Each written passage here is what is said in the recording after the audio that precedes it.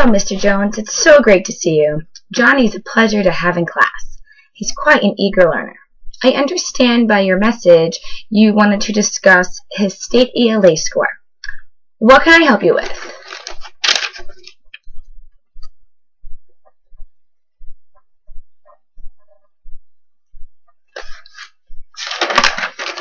A lot of parents ask me that question. A scale score is simply just an estimate of Johnny's achievements. There's always error built into tests or assessments. Johnny's scale score has this error already built in. The test score is just a sample of Johnny's overall performance. It's just a one-day snapshot.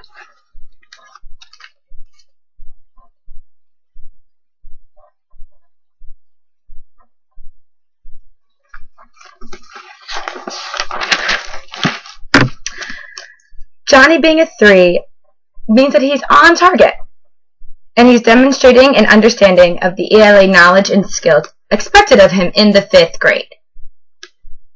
According to the state, Johnny's on task to learning a college-ready score on the New York State ELA Regents.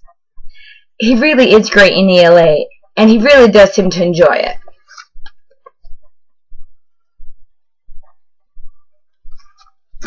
Sure, strands are difficult for parents to understand. It really is just a fancy term meaning the component of the test.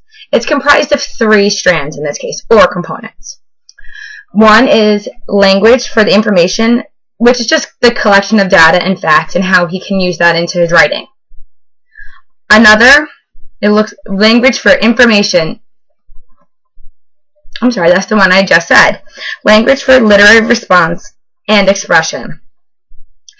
That's the relation Johnny can take to his own life from the text. So they give him historical or societal, diverse different cultural learnings, and see the application to present day or into Johnny's personal life. And lastly, it says language for critical analysis. That's the collection of the ideas and rewording them and rephrasing them and using the multiple choice options to solving for the answer. Well, here's an example for you. Johnny could be asked to determine the meaning of an unfamiliar word by using the context clues. He may not already know the word, and the way the state would put it in the sentence would help him try to decipher which of the choices would be the best for the definition of this word.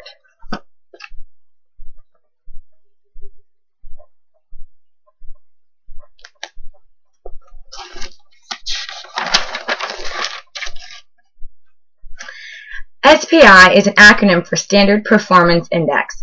That's just a fancy term for the test graders to use. This estimates that if there were 100 questions in each strand or component like we just discussed, this would be the number of correct that Johnny got had there been 100 questions in that strand. Now, no state is going to give a child a 300 question test. That's just a lot for the child to expect from the child. So they average it out. There's a lot less than 100 questions, and that goes back to that error in which we had discussed. That goes back to his score. The SPI is not Johnny's scale score. It is part of his scale score. However, I do not know exactly how they determine the scale score. I know this is a component. The state has their own magic mathematics in regards to finding that. But like I said, there's a lot of error in regards to these tests, and if you give a child, 40 questions in one section and they're basing it off of 100, that's where we see that error, and that's where they figure out this SPI range.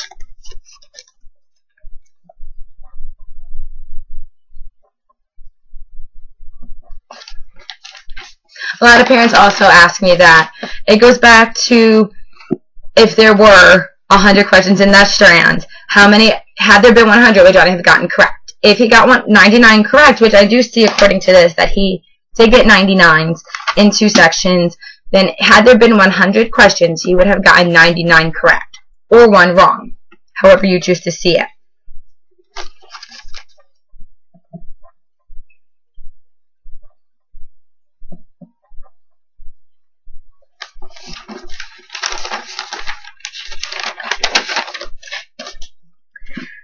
An SPI target range is part of that error which we have been discussing. it's based off of an estimate of that 100 questions. I wouldn't worry about the relation or the SPI too much because it is such an estimate and the numbers are so all over the place. It's not something I would be concerned about.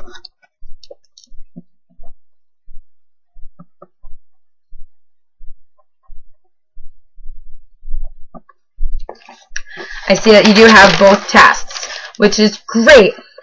I would not worry about the changes from last year's test to this year's test. New York State has raised the bar for this 2009-2010 test. And then this test is a one-day snapshot. Johnny, every student takes tests differently. Who isn't a good test taker in the morning, who's not a good test taker in the afternoon, who doesn't do well multiple choice, who had a bad day, it's raining. It's a one-day snapshot. Overall, Johnny is excellent in ELA. To take this one-day snapshot and have it compared in the overall of the student's performance isn't really fair to the student, I personally think. With the changes from the last year's test to this year with the 2009-2010 test, the two tests are like apples and oranges. You cannot compare them. With the bar being raised, the two just can't be matched. I do have for you right here some of Johnny's work for this year in my class. And as you see across the board, he's consistent. He does his work and he does it well. And he has a genuine interest in ELA. And he's not for concern. Like I said, it's a one-day snapshot. He does great in ELA. He's just an excellent child.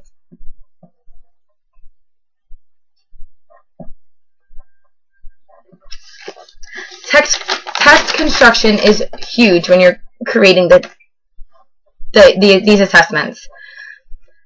In this particular test, there were 24 multiple choice questions and 3 extended response questions. Like I mentioned previously, no two students take tests identically. Like some students do well with extended response, some do well with multiple choice. It goes back to that one-day snapshot, yes.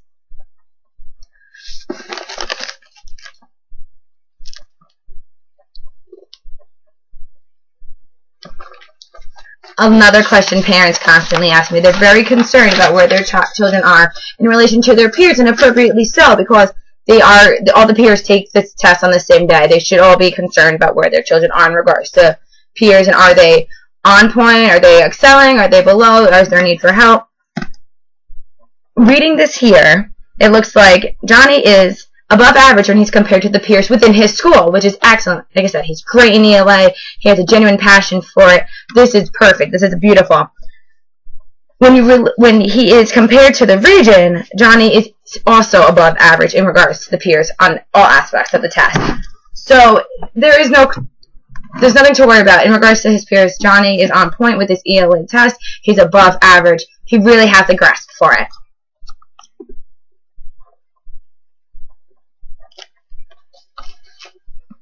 Well, looking over this one-day snapshot, which I had mentioned several times, according to this report, Johnny has excelled in his understanding and interpretation, as well as his relations to the text. Also, according to this, it looks like he struggled with critical analysis. However, with the work that you see there, Johnny has grasped full concepts in ELA as to date. I don't see any of the struggle that this test is showing. Again, it's a one-day snapshot. That could have been at the end of the test. He could have been tired. It is a lot of these children to endure in one sitting period. I do want to ask, though, is there anything that you see with Johnny that you'd like me to work with, or that you think that he's struggling in? Because I do see him in class, and he seems to really get it. But you, as the parent, of course, know him more than I do.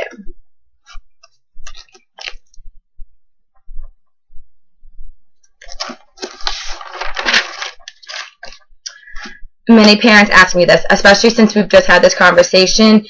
They question the validity of the test. Again, it's a one-day snapshot. Johnny is doing well in my class.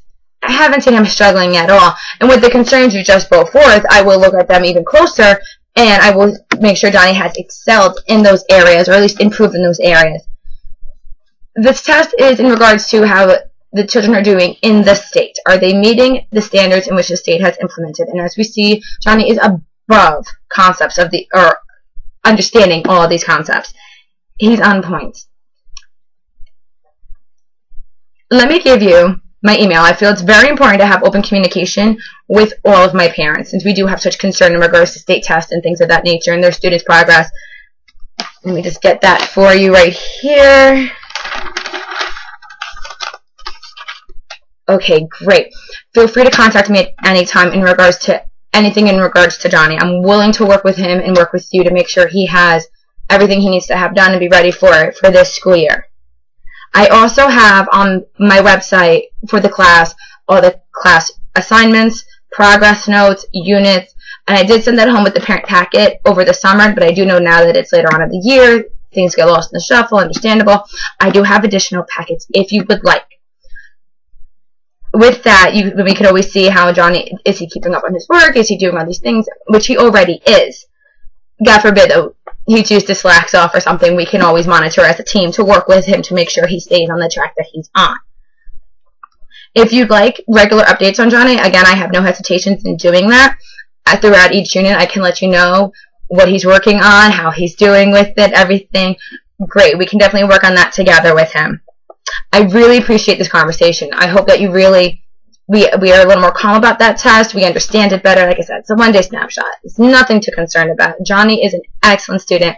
He's great in my class, and he really enjoys ELA, and I enjoy Johnny. So feel free to contact me at any time over anything. And it's been great meeting you, and I hope to work with you further throughout the school year. Have a great day, Mr. Jones.